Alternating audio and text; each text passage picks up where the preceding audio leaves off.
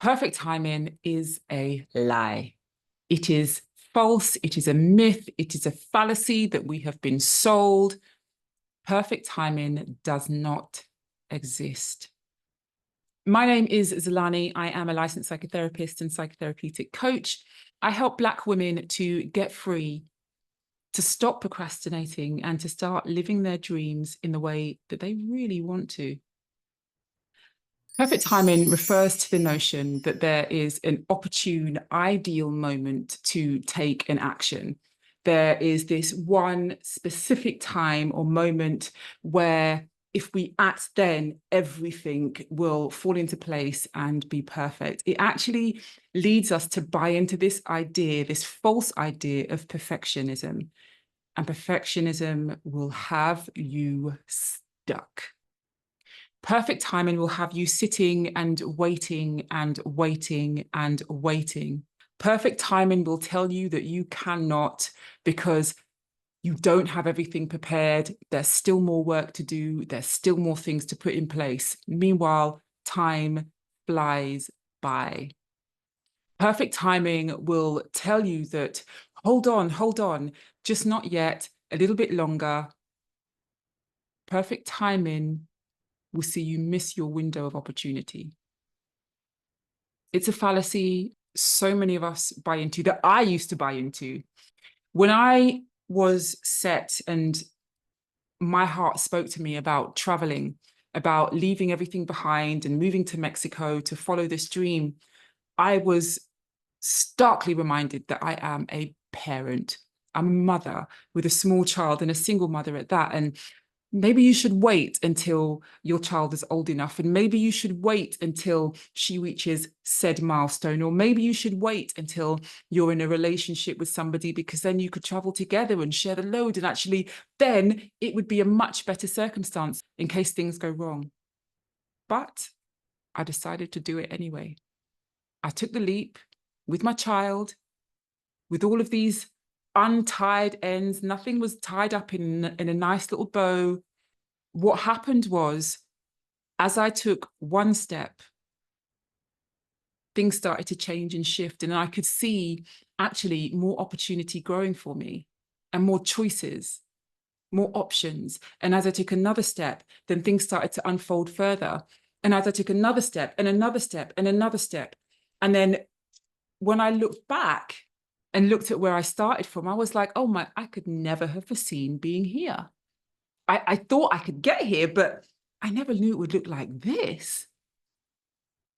So perfect timing will have you sitting and planning and planning and planning and planning and planning and planning and planning and procrastinating and not doing and not being in action, and see you miss your dreams. It's so easy to get stuck into overanalyzing, overthinking things, telling ourselves all sorts of wonderful and wild and wacky stories about why we can't be in action about something. But I tell you what, chances are that voice is responding to fear, fear of things that happened in the past that didn't feel good. The truth of the matter is, the now circumstances are so different to what happened before, because we're in a completely different moment in time. So we can't move and be paralyzed by all of the fears of what happened before. Yes, of course, take appropriate risks. Yes, of course, assess the situation. Yes, of course, take action in the best, healthiest, most well thought out way that you can. But don't allow the overthinking to paralyze you. Because I guarantee you, 9 times out of 10, the pain of not being in action will far outweigh the pain, potential pain, of trying something and not getting there. Because once you try something and you don't get there, you have information. You've got more knowledge on how to kind of do things differently in the future. It's actually data collection and a necessary part of the process of growth, of bringing yourself to the things that you want in your life.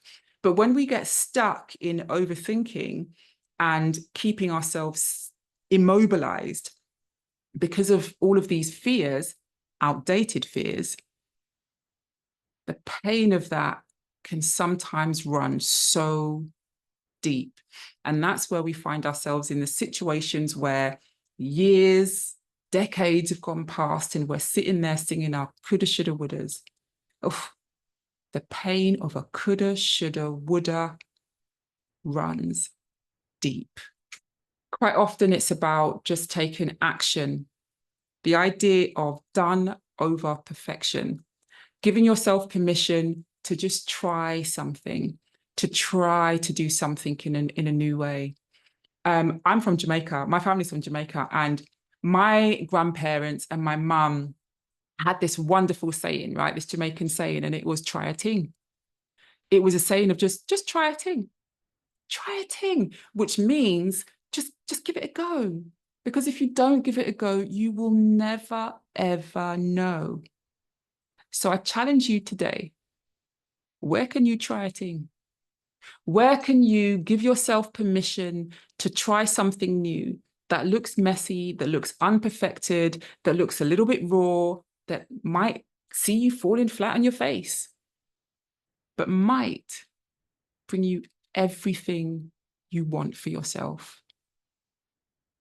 Try a thing. So some practical steps. Set realistic goals. Sometimes the idea of perfection has us striving to achieve everything. Break down your goals into smaller bite-sized steps that are really achievable with what you are working with. Tell yourself the truth of your situation. Start small. Embrace imperfection.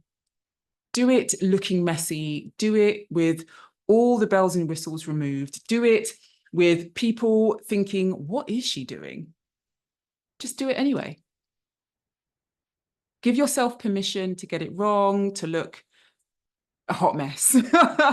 Trust me, just give yourself permission. And act despite the fear. What if fear is there just as a warning sign, not as a stop sign?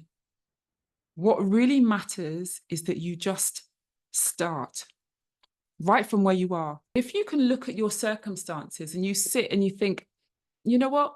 I feel like I'm not making any progress and I'm just here. Maybe, just maybe, it might be time to just make a start. You don't have to jump in feet first. You don't have to completely submerge yourself in something. You can start small, but just make a start. You can thank me later.